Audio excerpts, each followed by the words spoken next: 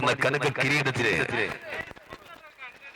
Adventure off road ക്ലബും CKTU ക്ലബിന്റെയും സഹകരണത്തോടെ ജനകീയ കൂട്ടായ്മ സംഘടിപ്പിക്കുന്ന 11ാമത് വെള്ളംകോട്ട് കുഞ്ഞുണ്ണി മെമ്മോറിയൽ ചാലിയാർ ജലോത്സവത്തിന്റെ 1ാം സെമി ഫൈനൽ പോരാട്ടം ഇതാ ആരംഭിച്ചു കഴിഞ്ഞിരിക്കുകയാണ്.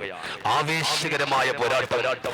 അടരാടിയ പടർക്കളങ്ങളിലെല്ലാം ജനപേരി മുടക്കിയ കായിക താരങ്ങൾ കർക്കിട മാസത്തിലെ കാർമേഘങ്ങളെ പോലെ ശരം വേഗതയിൽ കൈകരുത്തിന്റെ കമനീയ ഭാവങ്ങൾ കളം നിറഞ്ഞാടുന്ന ചാലിയാറിന്റെ കളിക്കൂട്ടിലെ വമ്പൻ സ്രാവുകൾ നീന്തി കളിക്കുന്ന ഈ ജലോത്സവത്തിന്റെ ഫൈനൽ പോരാട്ടത്തിലേക്ക് അവസാനം കടന്നു വരുന്ന ടീം ഏത് എന്ന ചോദ്യത്തിന് ഉത്തരം കണ്ടെത്താൻ മെയ്ക്കരുത്തിന്റെ സർവാധിപത്യം തീർക്കുന്ന കരിമ്പാറ കൂട്ടങ്ങൾ ഇതാ കടന്നു വരികയാണ്.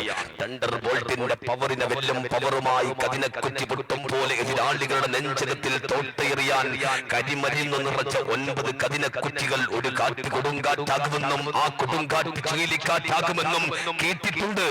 ഇതെല്ലാം ഇനി കൺമുമ്പിൽ കാണാൻ പോവുകയാണ്. ഈ ചുഴലിക്കാറ്റ് എങ്ങോട്ട് വീശുമെന്നോ എന്തൊക്കെ ഇല്ലാതാവുമെന്നോ ആർക്കും തന്നെ പറയാൻ സാധ്യമല്ല.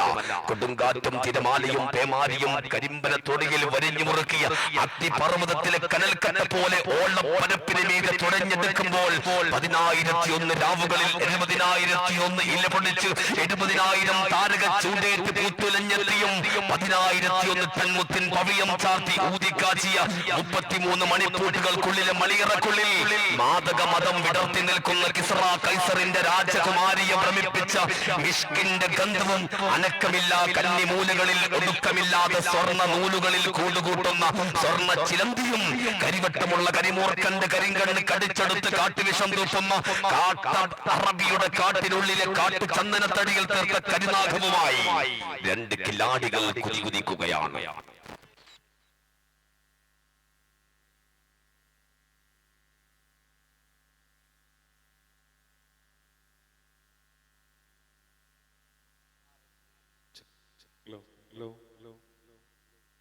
നൗഷേബ, അത് കഴിഞ്ഞു ആവേശകരമായ 1ാം സെമി കഴിഞ്ഞു. ഇനിയൊരു സെമിയുണ്ട്.